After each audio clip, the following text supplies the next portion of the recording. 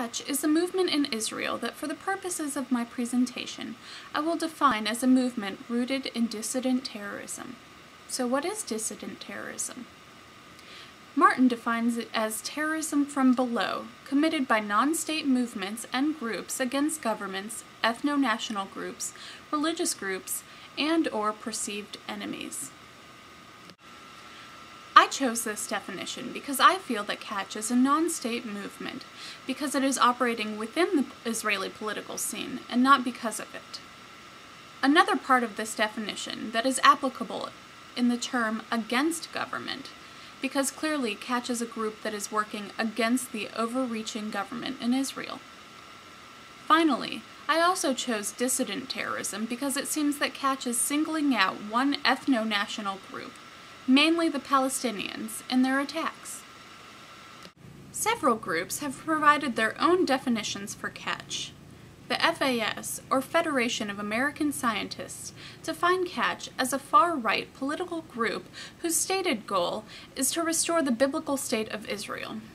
That is, Kach, in their interpretation, is a group that feels the Zionist message and the goals of Israel don't go far enough to secure the country's original biblical border. The Council of Foreign Relations explains Kach as a hardline Israeli military group that advocates for the expulsion of Arabs from the biblical lands of Israel.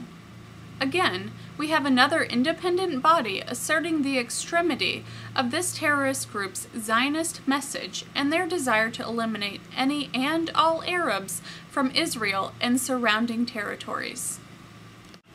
Due to the extreme nature of this group, estimates indicate that the membership falls below 100.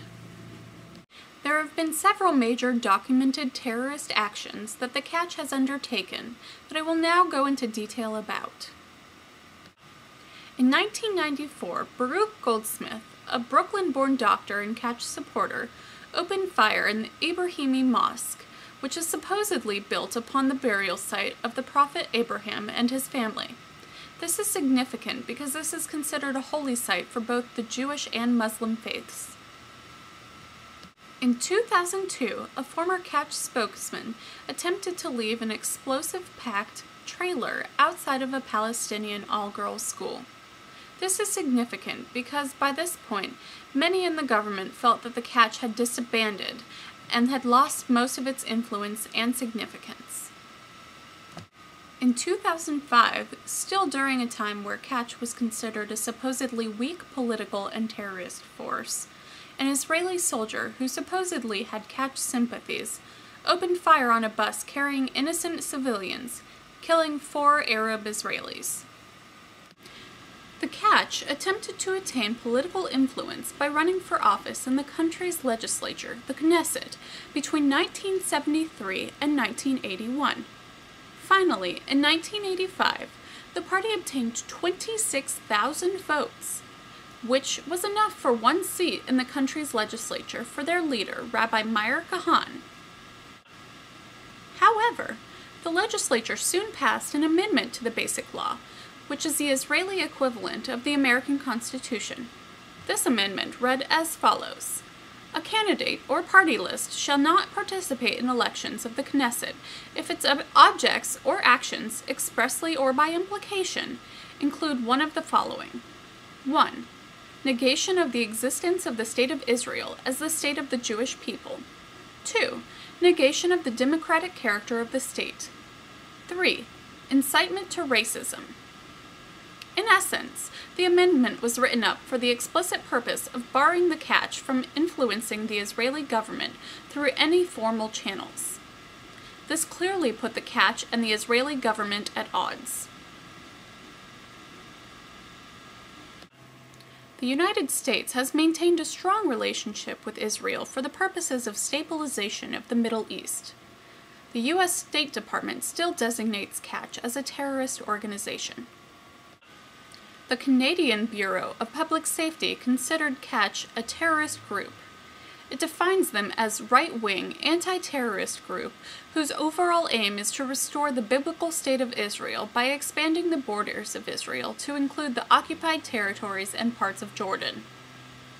I was unable to find any definitive declarations from the British government and their views towards Kach, but polls conducted by Gallup seem to indicate that the British citizenry are less accepting of Israelis in the Middle East conflict than Canadians or Americans. I feel that the relationship between the Palestinians and the Israelis has only been exacerbated due to the presence of groups like the Kach terrorist organization.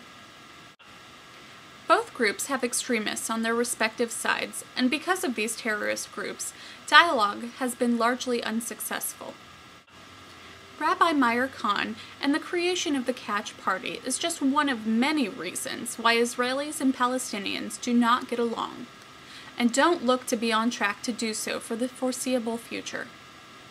Kach has only been reportedly connected to several low-level attacks since the early 2000s. Even so, the Kach, or their splinter group, Gahan Chai, do not claim any responsibility for any of the attacks that have been attributed to them. In all honesty, their influence has been diminished in recent years, and as a result, I feel that there is really no need for strong mitigation efforts against this group at this time.